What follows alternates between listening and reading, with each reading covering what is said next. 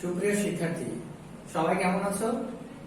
আশা করি ভালো আছো, সুস্থ আছো, বাসায় আছো।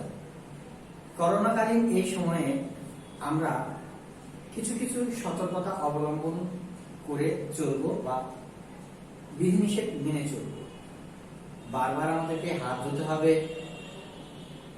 সঠিক সময়ে পুষ্টিকর খাবার খেতে হবে। যদি বাইরে যাওয়ার প্রয়োজন হয় তাহলে অবশ্যই মাস্ক পরিধান করে বাইরে যেতে হবে।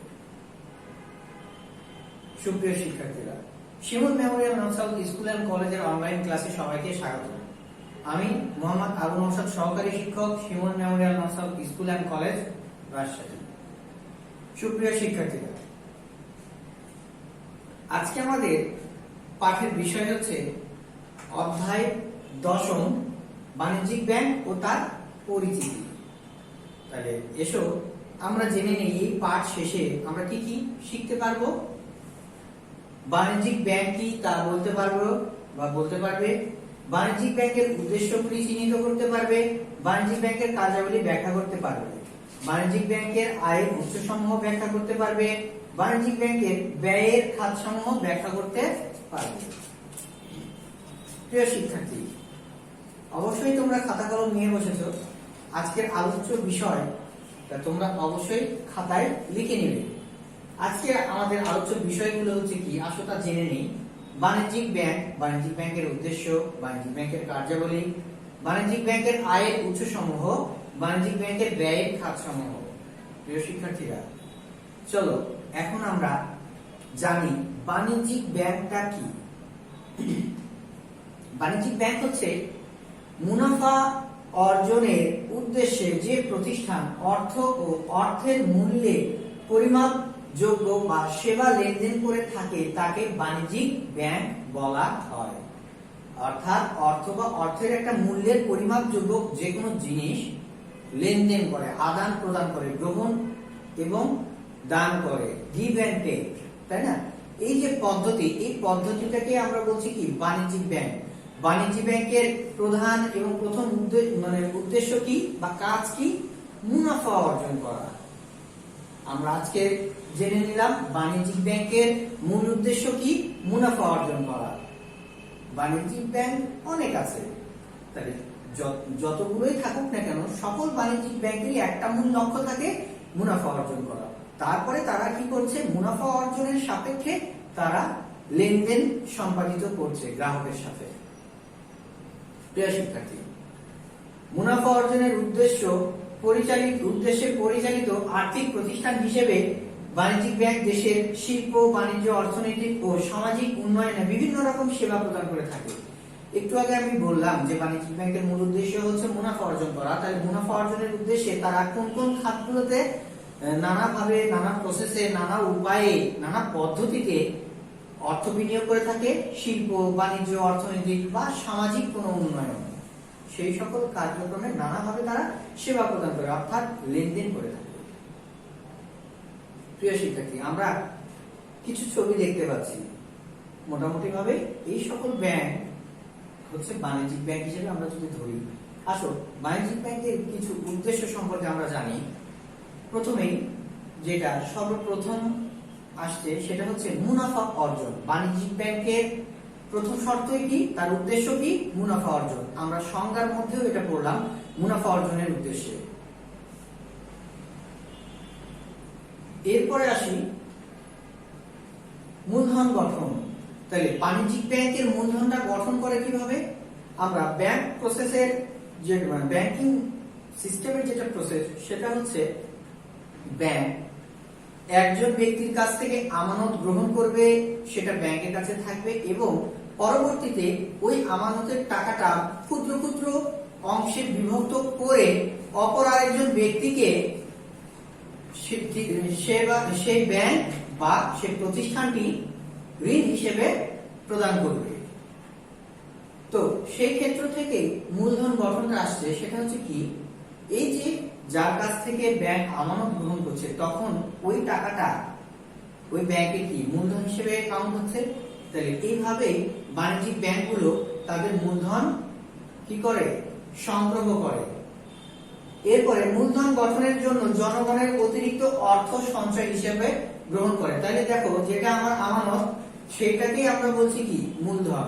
অর্থাৎ এই আমানত গুলো যখন সংগ্রহ করবে, সঞ্চয় করে রাখবে, তার কাছে জমা করে রাখবে, সেটা তার মূলধন হিসেবে পরবর্তীতে ব্যবহার করবে। সে ব্যবহার করে অপর ব্যক্তিকে বা অপর পক্ষকে ঋণ হিসেবে প্রদান করবে। বিনিময়ের মাধ্যম।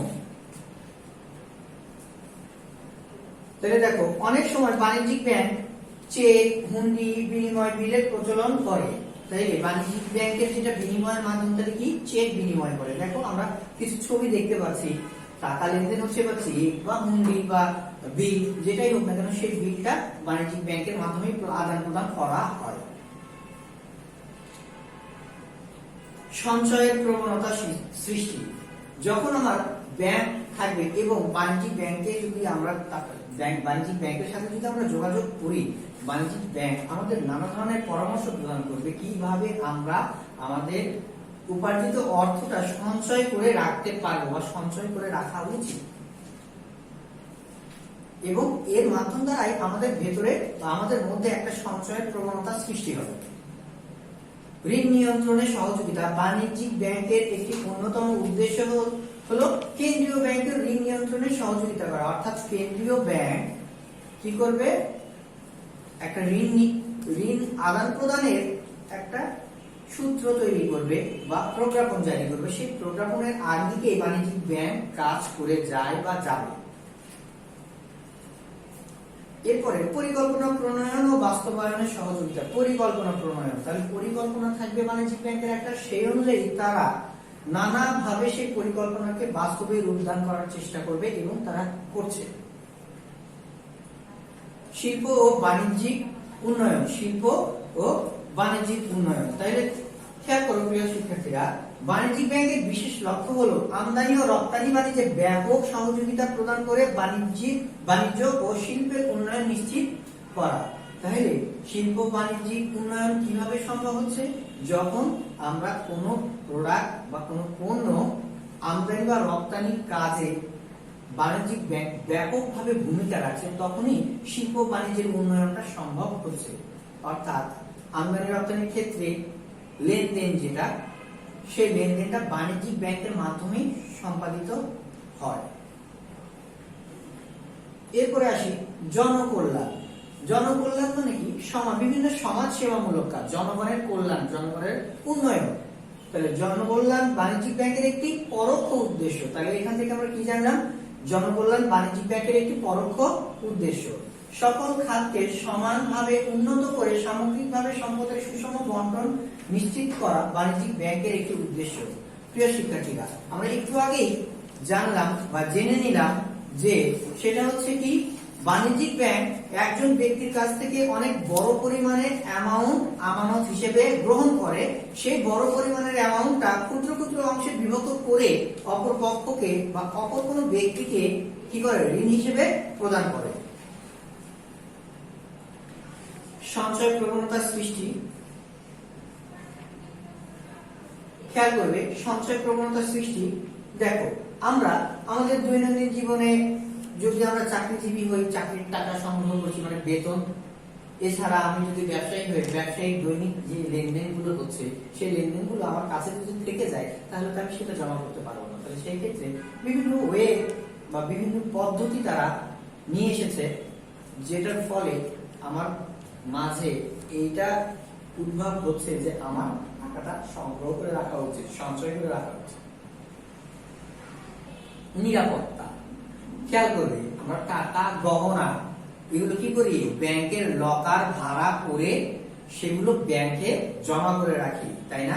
টাকার জন্য হয়তো লকার প্রয়োজন হয় না, গহনা সব মানে আমার জমি জমার দলিল পত্র বা অন্যান্য আরো কোনো প্রয়োজনীয় জিনিস যেগুলো আমরা লকার একটা ভাড়া করি, সেই লকারে আমরা কি করে রাখি, তালা বদ্ধ করে রাখি, এবং টাকাটা আমরা ফিক্সড ডিপোজিট করে রাখলাম। এই ক্ষেত্রে ব্যাংকে কেন রাখি, নিরাপত্তার জন্য। ঠিক আছে, ব্যাংকে আমরা নিরাপত্তার জন্য রাখছি, তার কারণ ব্যাংক আমাদেরকে এইটাই নিরাপত্তা দেয় যে তার কাছে আমানত রাখলে সেই আমানতটা সে খেয়ানত করে না। প্রিয় শিক্ষার্থীরা, বাণিজ্যিক ব্যাংকের কার্যাবলী এই দুই ভাগে ভাগ করা গেছে, প্রধান কার্যাবলী, বিশেষ কার্যাবলী। প্রিয় শিক্ষার্থীরা, আসো আমরা প্রধান কার্যাবলী সম্বন্ধে জেনে নিই। আমানত গ্রহণ ও সুদ প্রদান। তাইলে আমানত গ্রহণ এবং সুদ প্রদান, আমরা ব্যাংকে তিনটা পদ্ধতিতে হিসাব খুলতে পারি, চলতি, সঞ্চয়ী, স্থায়ী।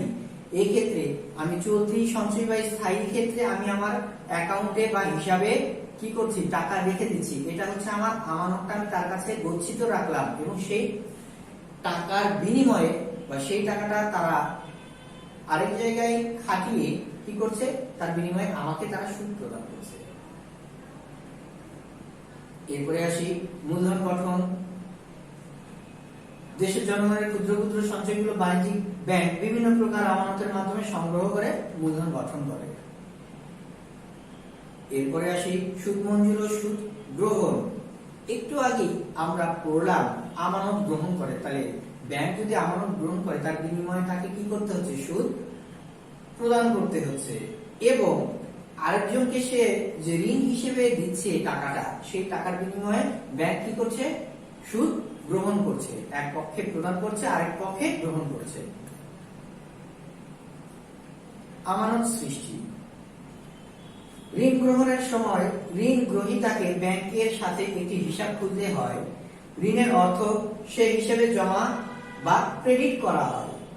এরপর ঋণ গ্রহীতা যত পরিমাণ টাকা চেকের মাধ্যমে সেই হিসাব থেকে উত্তোলন করে তাহা ওই হিসাবে ডেবিট করা হয়। এভাবে ব্যাংক ঋণের মাধ্যমে আমানতের সৃষ্টি করে। এরপরে প্রিয় শিক্ষার্থীরা, আমরা দেখতে পাচ্ছি বিনিময়ের মাধ্যম সৃষ্টি। বিনিময়ের মাধ্যম হিসেবে আমরা কিছু ছবি দেখতে পাচ্ছি, পে অর্ডার, চেক, বিল, বিল পেয়েবল বা ক্রেডিট কার্ড, ডেবিট কার্ড, এই সকল কাজ। তাহলে বাণিজ্যিক ব্যাংক বিনিময়ের মাধ্যম হিসেবে কাজ করে কি, ব্যাংকের চেক, বিল, প্রত্যয়পত্র, bank draft, pay order, debit card, credit card ইত্যাদি ব্যবহার করে থাকে। কি হিসেবে ব্যবহার করে থাকে, বিনিময়ের মাধ্যম। আমদানি রপ্তানিতে সাহায্য।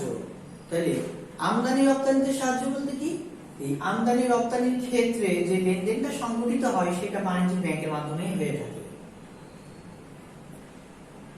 নোট ইস্যুকরণের সহায়তা। প্রিয় শিক্ষার্থীরা, একটু খেয়াল করবে, বাণিজ্যিক ব্যাংক সরাসরি মুদ্রা প্রচলন করে না, অর্থাৎ মুদ্রা ছাপানোর কাজ বাণিজ্যিক ব্যাংক করে না। এটা কেন্দ্রীয় ব্যাংকের কাজ। কেন্দ্রীয় ব্যাংক, আমরা ত্রয়োদশ অধ্যায়ে এই কেন্দ্রীয় ব্যাংক সম্পর্কে পড়ব। তার আগে আমরা একটু জেনে নিই, কেন্দ্রীয় ব্যাংক, প্রত্যেকটা দেশের একটা করে কেন্দ্রীয় ব্যাংক থাকে। যে ব্যাংককে বলা হয় সকল ব্যাংকের ব্যাংকার, অর্থাৎ কেন্দ্রীয় ব্যাংক সকল ব্যাংককে কন্ট্রোল করে, বাবা বা মা হিসেবে তাকে আমরা বলতে পারি। তো প্রত্যেকটা দেশের এরকম কেন্দ্রীয় ব্যাংক থাকে, বাংলাদেশেরও আছে। ঠিক বাংলাদেশের কেন্দ্রীয় ব্যাংকের নাম হচ্ছে বাংলাদেশ ব্যাংক, যে সকল ব্যাংককে কন্ট্রোল করে এবং বিভিন্ন রকম প্রজ্ঞাপন জারি করে, অনুমতি প্রদান করে। তবে বাণিজ্যিক ব্যাংক পরোক্ষভাবে মুদ্রা প্রচলনে সহায়তা করে। বাণিজ্যিক ব্যাংকের ইস্যুকৃত চেক কখনো কখনো বিনিময়ের মাধ্যম হিসেবে, আবার কখনো মুদ্রার বিকল্প হিসেবে কাজ করে থাকে। ওসি হিসেবে কাজ করে। ওসি কি, তাই না? বাণিজ্যিক ব্যাংকগুলো তাদের মক্কেলদের সম্পত্তির ওসি মানে ট্রাস্টি এর সংস্থার আর্থিক সচ্ছলতার সার্টিফিকেট প্রদান করে। অর্থাৎ আমি তো একটা বিশ্বাস, আস্থা আছে যে আমার ব্যাংক আমার সাথে কোনো দুর্নীতি করবে না, সেই আস্থা বা বিশ্বাসটা রেখেই কিন্তু আমি সম্পদ বা আমার সম্পত্তি বলা যায় যে টাকা পয়সার একটা সম্পদ, গহনা বা সম্পত্তির কাগজ, বাড়ি জমির কাগজ, এগুলো সবই সম্পদ, সেগুলো কিন্তু আমরা তার কাছে গচ্ছিত রাখছি। এরপরে আসি বিনিময় বিল ভাঙানো। ব্যাংক মক্কেলদের পক্ষে বার্তার মাধ্যমে বিনিময় বিল ভাঙিয়ে ব্যবসা বাণিজ্যে সহায়তা করে থাকে। বিনিময় বিলগুলো আমরা ব্যাংকের মাধ্যমে আদান প্রদান করে থাকি, লেনদেনটা করে থাকি। প্রিয় শিক্ষার্থীরা, এরপরে আমরা আসি বাণিজ্যিক ব্যাংকের বিশেষ ও অন্যান্য কার্যাবলী। এর আগে আমরা আরেক ধরনের কার্যাবলী জানলাম, এখন আমরা জানবো বাণিজ্যিক ব্যাংকের বিশেষ ও অন্যান্য কার্যাবলী সম্পর্কে। প্রিয় শিক্ষার্থীরা, বিশেষ কার্যাবলীর মধ্যে প্রথমে যেটা আছে সেটা হচ্ছে মূলধন বিনিয়োগ। ব্যাংক ঋণ প্রদানের পাশাপাশি অন্যান্য শিল্প ও বাণিজ্যিক প্রতিষ্ঠানে মূলধন বিনিয়োগ করে, যা একটি দেশের মোট উৎপাদন ও মূলধনের গতিশীলতা বৃদ্ধিতে সহায়তা করে। মনে করো আমার একটা প্রতিষ্ঠান আছে, আমি সেই প্রতিষ্ঠানকে আরো বড় করতে চাইলে আমি ব্যাংক আমাকে কি করবে, মূলধন হিসেবে ইনভেস্ট করবে তার গচ্ছিত আমাদের টাকা থেকে। এটা বলা যায় ঋণ। তো সেই মূলধনের বিনিময়ে তার সাথে তো আমার লেনদেন হবে, সেটা সুদ হোক বা যে কোনো ধরনের একটা চুক্তি হবে। সেই চুক্তির আঙ্গিকে আমি আমার প্রতিষ্ঠানটাকে আরো বড় করতে পারলাম, বড় করার ফলে আমার উৎপাদনটা বেড়ে গেল, আমার উৎপাদনটা বেড়ে গেলে আমার মূলধন, টোটাল মূলধনের পরিমাণ আরো বেড়ে গেল এবং আমি উন্নত হলাম। আমি উন্নত হলাম মানে কি, আমার দেশ উন্নত হলো। প্রিয় শিক্ষার্থী, এরপরে দ্বিতীয়তে আসছে অর্থনৈতিক উন্নয়নের ভূমিকা। অর্থনৈতিক উন্নয়নের ভূমিকা।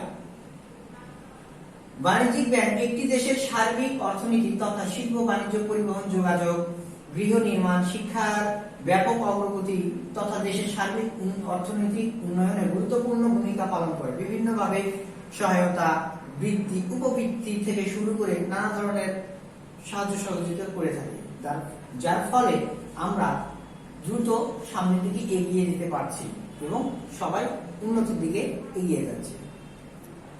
সুপ্রিয় শিক্ষার্থীরা, এরপরে আসি আমরা অর্থ স্থানান্তর। অর্থটা এক পাশ থেকে আরেক পাশে, অর্থাৎ এক ব্যাংক থেকে আরেক ব্যাংকে হতে পারে, এক অ্যাকাউন্ট থেকে আরেক অ্যাকাউন্টে হতে পারে, এক জায়গা থেকে আরেক জায়গায় হতে পারে। বাণিজ্যিক ব্যাংক তার বিনিময় মাধ্যমের সাহায্যে দেশের অভ্যন্তরে ও বাইরে অর্থ স্থানান্তর করে থাকে। এরপরে আসি আমরা পরামর্শ দান। তো আমরা ছবি দেখতে পাচ্ছি, পরামর্শ প্রদান করছে, তাই না? মক্কেলদের অনুরোধে বিভিন্ন প্রকার ব্যবসায়িক পরামর্শ দেওয়া ও তাদের সম্পদ ব্যবস্থাপনা করে থাকে। বাণিজ্যিক ব্যাংক বিভিন্ন ধরনের পরামর্শ দেয়, সেটা হতে পারে ব্যবসায়িক বা আমানত রাখার ক্ষেত্রেও, যে আমরা কোন ধরনের বা কোন ভাবে আমানতটা রাখবো, কিভাবে রাখবো, কোনটার ক্ষেত্রে কি ধরনের ইন্টারেস্ট বা সুদ পাবো তারা আমাদেরকে প্রদান করবে। সবকিছুর ক্ষেত্রেই ব্যাংক আমাদেরকে কি করবে, পরামর্শ দেবে। এরপরে আসি অর্থের নিরাপত্তা। অর্থের নিরাপত্তা প্রদান একটু আগেও আমরা পড়লাম উদ্দেশ্যের মধ্যেও। দেখো অর্থের নিরাপত্তা কিভাবে দেয়।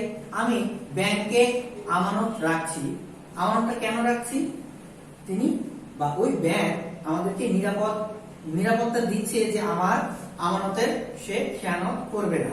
সেই ক্ষেত্র থেকে আমরা ব্যাংকের উপর একটা আস্থা রেখে আমরা ব্যাংকে আমানত জমা রাখছি। সুপ্রিয় শিক্ষার্থীরা, এরপরে আসি আমরা কর্মসংস্থান সৃষ্টি।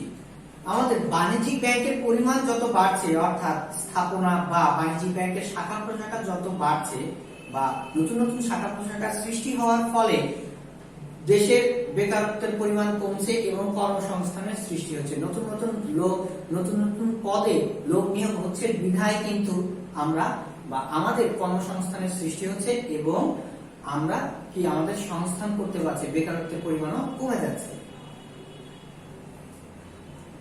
প্রিয় শিক্ষার্থীরা, এরপরে আমরা আসি ঋণ নিয়ন্ত্রণ, অর্থাৎ আমানতের বিনিময়ে বাণিজ্যিক ব্যাংক কত পরিমাণে বা কি পরিমাণে বা কোন পার্সেন্টেজ হারে আমাদেরকে ঋণ প্রদান সুদ প্রদান করবে এবং ঋণ যদি আমরা বাণিজ্যিক ব্যাংক থেকে ঋণ নেই তার বিনিময়ে আমি বাণিজ্যিক ব্যাংকে কি হারে সুদ প্রদান করব সেটা সম্পর্কেও বাণিজ্যিক ব্যাংক আমাদের বিভিন্নভাবে অবগত করবে বা আমাদেরকে জানাবে।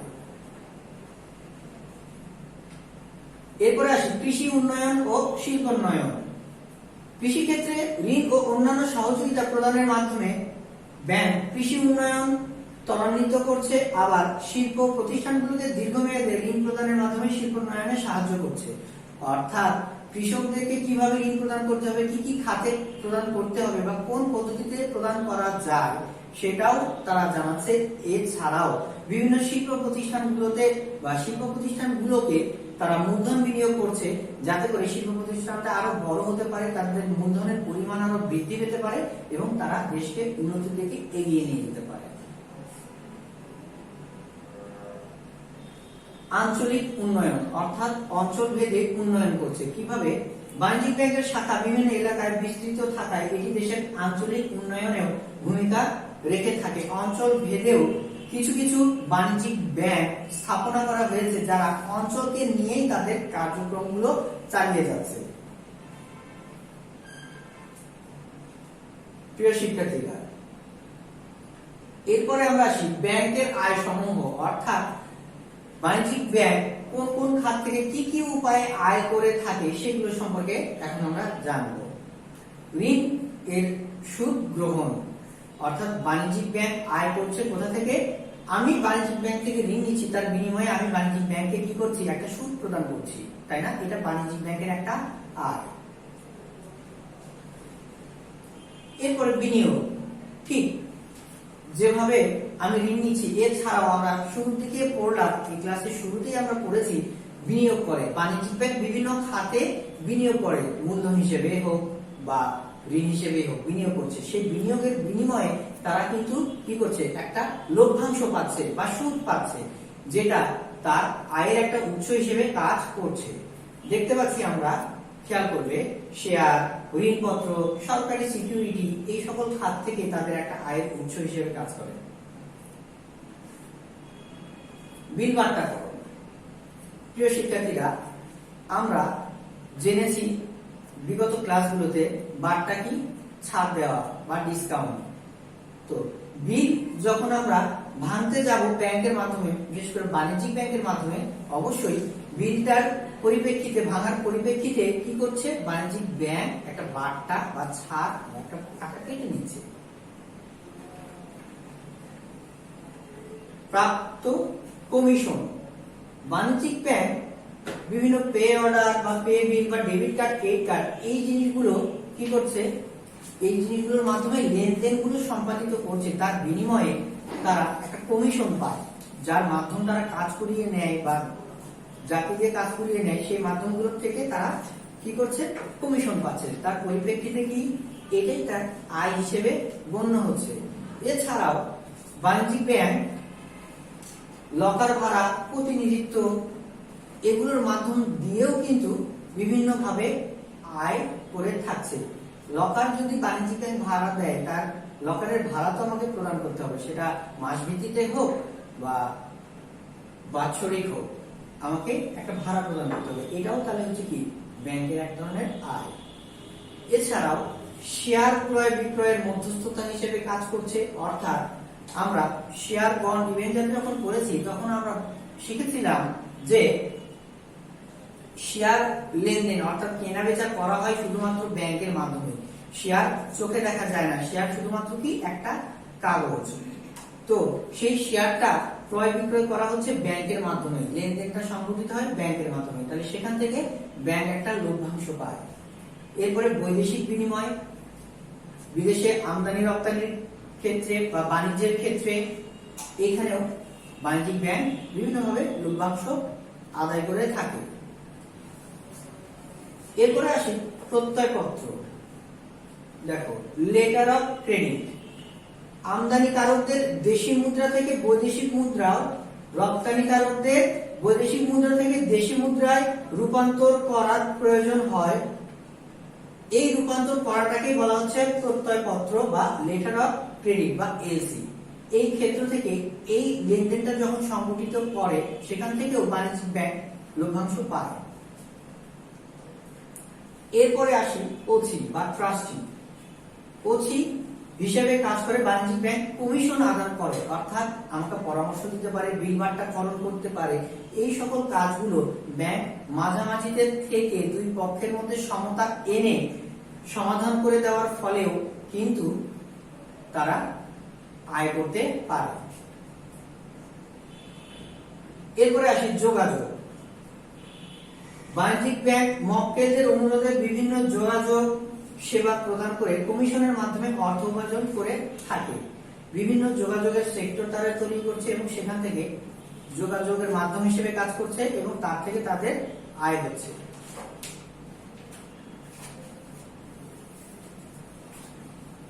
প্রিয় শিক্ষার্থীরা, একটু আগে আমরা আয় সম্পর্কে জানলাম, এখন আমরা ব্যয়ের খাত সম্পর্কে জানবো। বাণিজ্যিক ব্যাংক কোন কোন খাতে বাণিজ্যিক ব্যাংকের ব্যয়গুলো হয়ে থাকে সেগুলো সম্পর্কে আমরা জানব।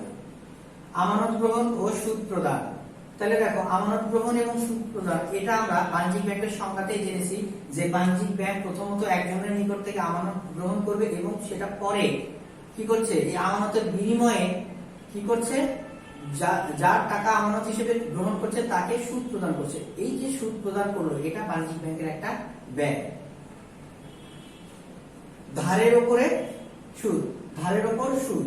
খেয়াল করবে, কেন্দ্রীয় ব্যাংক প্রদত্ত ধারের উপর সুদ প্রদান, অন্যান্য বাণিজ্যিক ব্যাংক হতে গৃহীত ঋণের উপরে সুদ প্রদান। তাহলে দেখো, কেন্দ্রীয় ব্যাংক যে ধারটা দেয় বা লোনটা দেয় বাণিজ্যিক ব্যাংকে, তার বিনিময়ে কিন্তু বাণিজ্যিক ব্যাংক কি করছে, কেন্দ্রীয় ব্যাংকে একটা সুদ প্রদান করছে। এছাড়াও আমার একটা বাণিজ্যিক ব্যাংক আছে, আমি অন্য আরেকটা বাণিজ্যিক ব্যাংকের কাছ থেকেও কিন্তু আমি কি করতে পারছি, ধার নিতে পারছি, লোন নিতে পারছি। তার বিনিময়ে ওই বাণিজ্যিক ব্যাংকেও কি করতে হচ্ছে, আমার ব্যাংক সুদ প্রদান করছে।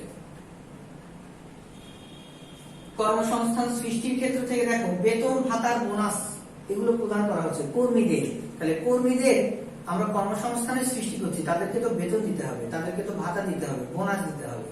এই সকল কিছু কিন্তু বাণিজ্যিক ব্যাংক সহ সকল প্রতিষ্ঠানের একটা ব্যয়।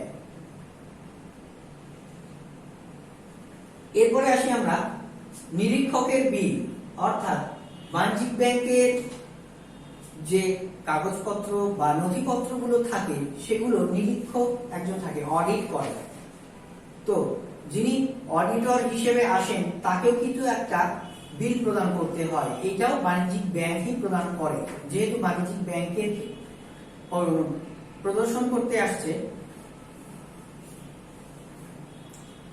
এরপরে আসি অনাদায়ী মামলা খরচ। অনাদায়ী মামলা অর্থাৎ বাণিজ্যিক ব্যাংক বিভিন্ন ধরনের মামলার সম্মুখীন হয়, সেই ক্ষেত্রে সেই মামলাগুলোকে পরিচালনা করার জন্য তাদেরকে নানা ধরনের বিল প্রদান করতে হয়। সেই অনাদায়ী মামলার ক্ষেত্রেও এটা এক ধরনের খরচ, বিল প্রদানটা। এছাড়া ভাড়া, ভাড়াটা কিভাবে বলতে পারি, আমার ব্যাংকের নিজস্ব ভবন নাও তো থাকতে পারে, সেই ক্ষেত্রে আমি যদি ভবনটা ভাড়া নিই, সেই অফিসের ঘর ও গুদাম ঘরের ভাড়া আমাকে প্রদান করতে হচ্ছে, সেটাও বাণিজ্যিক ব্যাংকের এক ধরনের ব্যয়। বীমার প্রিমিয়াম। তো বীমা প্রিমিয়াম হচ্ছে কি, দেখো, বীমা হলো অর্থের বিনিময়ে জীবন, সম্পদ বা মালামালের সম্ভাব্য ক্ষয়ক্ষতির ন্যায়সঙ্গত ও সুনির্দিষ্ট ঝুঁকির স্থানান্তর, অর্থাৎ ঝুঁকিটার পরিমাণ কমিয়ে আনার জন্য, ঝুঁকি পূরণ করার জন্য বা ক্ষতি পূরণ করার একটা মাধ্যম। যোগাযোগ খরচ, ব্যাংকের কার্যক্রমগুলো পরিচালনা করার জন্য নানাভাবে নানা জায়গায় অনেক পদ্ধতিতে যোগাযোগ করতে হয়, কি যেমন ডাক, তার, টেলিফোন, টেলিক্স, ফ্যাক্স, সুইফট ইত্যাদি। তো এই সকল ক্ষেত্রেও কিন্তু একটা ব্যয়। তার মানে কি, আমি টেলিফোনে কথা বলছি, টেলিফোন বিল আসছে, বিদ্যুৎ বিল আসছে, সেই বিলটা তো আমাকে পরিশোধ করতে হবে, সেই পরিশোধ করাটাও কিন্তু খরচ। এরপরে ব্যাংকের বিভিন্ন কার্যক্রম, নতুন নতুন কার্যক্রম, বা আমার ব্যাংকটা নতুন, আমি জনগণের কাছে কি করব, আমার ব্যাংকটা নতুন, আমার ব্যাংক এর বিশেষত্বগুলো এরকম, সেই ক্ষেত্র থেকে আমার ব্যাংক কি কি বেনিফিট দিচ্ছে, এই সকল কিছু জনগণের কাছে উপস্থাপন করার জন্য কি করতে হবে, আমাকে বিজ্ঞাপন দিতে হবে। সেটা হতে পারে টিভি, রেডিও বা ব্যানার সহ নানা পদ্ধতিতে আমরা বিজ্ঞাপন দিই। সেই বিজ্ঞাপনগুলো ছাপানো বা প্রদান করার জন্য আমাকে খরচ করতে হয়, এটাও এক ধরনের খরচ। কর্মীদের প্রশিক্ষণ খরচ, আমি নতুন নতুন কর্মী যদি নিয়োগ করি, সেই ক্ষেত্রে নতুন নতুন কর্মীদেরকে কি করতে হবে, নতুন নতুন কর্মীদের নানা পদ্ধতিতে, নানা ভাবে, নানা উপায়ে প্রশিক্ষণ প্রদান করতে হয়। সেই প্রশিক্ষণ প্রদান করতে গেলেও কিন্তু আমাকে নানা ওয়েতে বিভিন্ন ভাবে খরচ দিতে হবে। সুপ্রিয় শিক্ষার্থীরা, আমরা আমাদের ক্লাসে প্রায় শেষ প্রান্তে চলে এসেছি। আজকে আমরা যে পাঠগুলো পড়লাম, এসো তার ভিত্তিতে আমরা কিছু প্রশ্ন জেনে নিই। বাণিজ্যিক ব্যাংকের কয়টি উদ্দেশ্য আছে? বাণিজ্যিক ব্যাংক কিভাবে মূলধন গঠন করে? বাণিজ্যিক ব্যাংকের জনকল্যাণমূলক কাজগুলো কি কি? বাণিজ্যিক ব্যাংক কিভাবে জীবনযাত্রার মান উন্নয়নে ভূমিকা রাখে? বাণিজ্যিক ব্যাংক কিভাবে কর্মসংস্থান সৃষ্টি করে। আশা করছি সকল প্রশ্নের উত্তর তোমরা দিতে পারবে। প্রিয় শিক্ষার্থীরা, অবশ্যই তোমরা তোমাদের ডায়েরি নিয়ে বসেছো। আগামী দিন তোমাদের এই দশম অধ্যায়ের উপরে টপ কুইজ হবে। অবশ্যই আগামী দিনের পরেটি তোমরা তোমাদের ডায়েরিতে লিপিবদ্ধ করে নিবে এবং উক্ত অংশ বা উক্ত অধ্যায় ভাষায় সঠিকভাবে চর্চা করবে। সবাই ভালো থাকো, সুস্থ থাকো। আগামী ক্লাস দেখার আমন্ত্রণ রইল। সে পর্যন্ত সবাই ভালো থাকবে। আল্লাহ হাফেজ।